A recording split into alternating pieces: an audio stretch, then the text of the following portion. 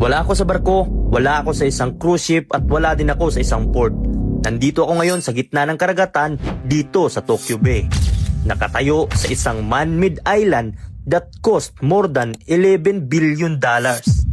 23 years na pinagplanuhan, 9 years of construction. Ganito ang mga project dito sa Japan. Pinagpaplanuhan for how many years at hindi naging ghost project di tulad sa Pinas. Ang project na to ay inopen noong December 1997, connecting the Kanagawa and Chiba Prefecture.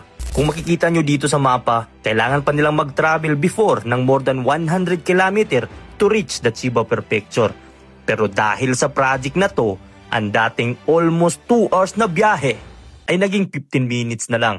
At dahil nga na-intriga ako sa lugar na to, binisita natin para may pakita ko rin sa inyo kung anong mga meron dito. Isa na rin ito sa mga atraksyon dito sa Japan at naging tambayan na rin ng mga Japanese at foreigner. Lalo na pag sunset dito at maganda ang panahon, tanaw na tanaw mo si Mount